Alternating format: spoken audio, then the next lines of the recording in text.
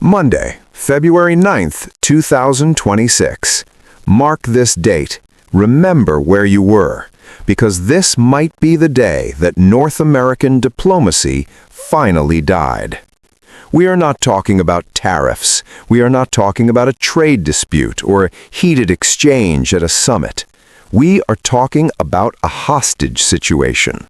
A hostage made of steel and concrete, valued at $6.4 billion. Picture this. You build a massive house. You pay for the bricks. You pay for the cement. You pay the architects. You pay for absolutely everything. But the day you show up with the keys to open the front door, your neighbor, who didn't pay a single dime, blocks the entrance and screams, "This house stays closed unless you sign over half the deed to me." It sounds like madness, doesn't it? It sounds like a shakedown by the mob. But that is exactly what the President of the United States, Donald Trump, has just done to Canada. With a single post that has sent shockwaves through the global economy, Trump has threatened to seize control of the Gordie Howe International Bridge. A bridge fully funded by Canadian taxpayers. A bridge that is the economic lifeline of Michigan. And now, a bridge that has become the most expensive weapon in the world. Today, we are dissecting the most dangerous gamble of Trump's second term. Is this a masterstroke of negotiation, or is it the economic suicide of a superpower? Welcome to the Eye of the Storm. To understand the sheer insanity of this standoff, you first have to understand the prize. You have to understand what is sitting out there, spanning the Detroit River right now. We are not talking about some local overpass. We are not talking about a road repair. The Gordie Howe International Bridge is a leviathan. It is a cathedral of commerce. It is one of the largest infrastructure projects in North America, a cable-stayed giant with towers that pierce the sky, designed to carry the weight of two nations on its back. For decades, the economy of the industrial Midwest and the manufacturing heart of Canada has been dangling by a thread. That thread was the Ambassador Bridge. Pause for effect. The Ambassador Bridge is nearly 100 years old. It is crumbling, it is congested, and incredibly, it is privately owned. For years, a single family held a monopoly on the busiest trade crossing in the Western Hemisphere. They controlled the chokehold. Every truck, every part, every dollar that crossed that river had to pay the tollkeeper. If that bridge went down, if a terrorist attack or a structural failure or a massive accident happened, the automotive industry stops. Factories in Ohio, Michigan, and Ontario go dark within hours. The supply chain simply dies. So, the governments knew they needed a lifeline, they needed redundancy, they needed a modern marvel to break the stranglehold. Enter the Gordie Howe. Named after Mr. Hockey himself, a man who was born in Saskatchewan but became a legend in Detroit. The name was supposed to be poetic, a symbol of two neighbors who play on the same ice, who share the same heroes. But building a legend isn't cheap. And this is where the story turns from an engineering documentary into a crime thriller. Shift tone to sharper, more investigative. Building this bridge cost money, a staggering amount of money. The final price tag sits somewhere between 5.7 and 6.4 billion Canadian dollars. That's roughly 4.5 billion US dollars. Now, usually, when two countries build a bridge connecting their borders, they split the bill. It's common sense. You pay for your half, I pay for mine. We meet in the middle, we shake hands, and we open the lanes. But back in the 2010s, the political climate in Michigan was complicated. The owners of the old bridge were fighting the new one tooth and nail. The state legislature in Michigan wouldn't authorize the funds. Washington was dragging its feet. So Canada did something unprecedented. Canada looked at the United States, the richest country on earth, and said, "Fine, we'll do it." Canada didn't just pay for their side of the bridge. Canada didn't just pay for the span over the water. Canada paid for the American port of entry. Let that sink in for a second. The Canadian taxpayer wrote a check to build the massive U.S. Customs Plaza on American soil. They paid for the concrete in Detroit. They paid for the ramps connecting to Interstate 75. They utilized a public-private partnership, but the financial backing, the risk, and the capital came from the North. Why? Because they needed the trade route that badly. They needed to bypass the monopoly. The deal, signed, sealed, and delivered, was simple. Canada pays for the construction. In exchange, Canada collects the tolls on the bridge for decades to recoup their massive investment. Once the debt is paid, then the profits are split. It was a mortgage. Canada bought the house and they were going to rent it out to get their money back. The United States federal government put in $0. The Trump administration, during his first term, put in $0. Michigan got a $4.5 billion piece of critical infrastructure for free. A gift, a massive injection of construction jobs, logistical security, and future economic growth handed to them on a silver platter by Ottawa. Construction began in 2018. Thousands of workers, years of labor. It rose from the water, tower by tower, cable by cable. It was a masterpiece of cooperation. And now, here we are, February 2026. The concrete is dry, the lines are painted, the toll booths are ready, the ribbon was about to be cut. And at the 11th hour, with the finish line in sight, Donald Trump looks at this $6.4 billion gift and says, "I want half." He isn't offering to pay Canada back for the construction costs. He isn't offering to buy into the partnership retroactively. He is demanding ownership of an asset he didn't build, didn't fund, and didn't support. He is looking at the iron jewel of the Detroit River, and he doesn't see a bridge. He sees leverage. He sees a hostage. And he is willing to keep those lanes empty, to keep those trucks idling, and to let that multi-billion-dollar investment sit there as a ghost bridge, just to see if Canada blinks. So, we have the hostage, we have the weapon. Now, we need to read the ransom note. Because you don't just wake up one morning and decide to hijack a $6 billion piece of international infrastructure without a reason. You need a pretext. You need a story that sells. You need a villain. And in Donald Trump's world, the villain is usually the same thing, a bad deal from the past. On Monday, February 9th, the president didn't just threaten to close the bridge. He told us why. Or at least, he gave us the excuse he's going to use to sell this to the American voter. Buried in the digital shouting of his Truth Social post was a very specific, very technical complaint, a complaint that goes back almost a decade. He claims that the Obama administration gave Canada a waiver, a get-out-of-jail-free card regarding the Buy American Act. Now, let's strip away the politics and look at the raw mechanics of this, because this is where the art of the deal turns into the art of the shakedown.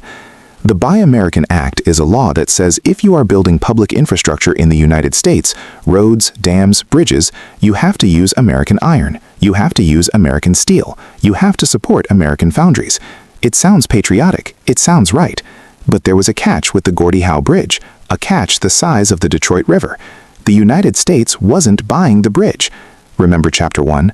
Canada was paying the bill, every dollar, every cent. So back in 2012 and leading up to 2018, the Canadian government said essentially, look, we are spending billions of our own money to fix your traffic problem. We are going to source the steel from where we can get the best price. And yes, we are going to use Canadian steel too, because our taxpayers are funding this. And the Obama administration agreed. They signed a waiver. They said, fair enough. You pay for it, you build it. We will waive the requirement to use 100% American steel because this is a unique foreign-funded gift. That was the deal. That was the handshake. Fast forward to 2026. The bridge is finished. The steel is already in the ground. It is bolted together. It is holding up the roadway. And now, retroactively, Donald Trump is deciding that the waiver was a crime. He is rewriting history. He is framing that waiver not as a logical agreement between partners, but as a theft. He is telling his base that Canada cheated American steelworkers out of a job on a project that Canada invented and paid for. He calls it fairness. He calls it respect. But let's look at the price tag he has attached to this respect. In his post, he demands two things. First, full compensation. He wants Canada to pay a penalty for every ounce of non-American steel used in the bridge. He wants a check written to the U.S. Treasury for a decision made 10 years ago. But the second demand, that is the one that stops the heart of every diplomat in the Western world. We should own perhaps at least 1/2 of this asset. Read that again. We should own half. He isn't saying the U.S. should buy half. He isn't offering to reimburse Canada for $3.2 billion to become a 50-50 partner. He is demanding that Canada surrender 50% of the equity in the bridge as compensation for the steel waiver. He is valuing the permission to build at over $3 billion. Let me give you an analogy so you can feel the weight of this. Imagine your neighbor's house burns down. You, being a good neighbor, offer to rebuild it with your own money. You pay for the wood, the contractors, the paint. You spend your life savings fixing his house. And when you are done, he looks at the house and says, "You didn't buy the lumber from my brother's hardware store like I prefer, so I'm keeping the house, and you owe me rent." That is the logic of this demand. It is a retroactive seizure of assets based on a technicality that was waived by a previous president. It ignores the contract, it ignores the funding, it ignores the reality of international law. Trump is betting that the chaos this causes will force Canada to its knees. He is betting that the sheer audacity of asking for 50% ownership will make Canada desperate enough to offer something. Maybe 10%, maybe trade concessions on dairy, maybe surrender on the USMCA talks. He is creating a crisis out of thin air to create leverage. But in doing so, he has crossed a line that allies don't cross. When you demand ownership of your neighbor's property because you don't like how they built it, you aren't a partner anymore. You aren't even a competitor. You are an empire demanding tribute. And the scary part? He might actually have the legal power to do it, or at least the power to keep that bridge closed until the rust starts to eat that Canadian steel. If you listen to the talking points coming out of Washington, you might think this is a classic America First move. You might think Donald Trump is standing tall, defending the homeland against foreign exploitation. But if you zoom in, if you look past the rhetoric and down at the ground in Detroit, what you see is panic. Because here is the dirty little secret about this hostage crisis. The gun isn't pointed at Canada. It's pointed straight at the heart of the American Midwest. Let's talk about Michigan. Let's talk about the people who actually live and work in the shadow of this bridge. This isn't just about Canadian trucks. The Gordie Howe International Bridge was designed to solve a nightmare that has plagued Michigan for decades. For years, the Ambassador Bridge has been a choke point. Trucks idle for hours, spewing fumes into the neighborhoods of southwest Detroit. The local roads crumble under the weight. The air quality suffers. The logistics companies bleed money. This new bridge, it connects directly to the highway system. It bypasses the local streets. It was supposed to be the relief valve. It was supposed to be the green light for the entire region.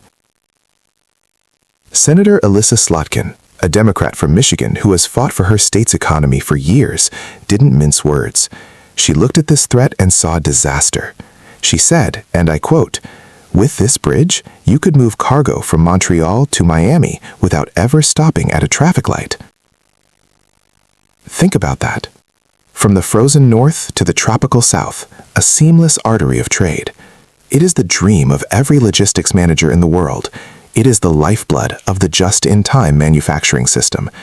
Do you know how a car is built in Detroit? A transmission crosses the border 3 times before it ends up in a Ford F-150. A seatbelt might cross twice. The factories in Michigan don't store parts in warehouses anymore. They store them on trucks. They rely on those trucks arriving at the assembly line exactly when they are needed. If you block that bridge, if you force those trucks back onto the old congested Ambassador Bridge, you break the chain. You are telling Ford, General Motors, and Stellantis, sorry, your parts are stuck in Canada because the president wants a better deal. This is why Governor Gretchen Whitmer is furious. This is why the local mayors are calling this insane. This is why the business community in Detroit is quietly freaking out. Because Trump isn't hurting a foreign adversary. He is hurting them. But here's where it gets even stranger. The Gordie Howe Bridge is technically owned by a partnership between the government of Canada and the state of Michigan.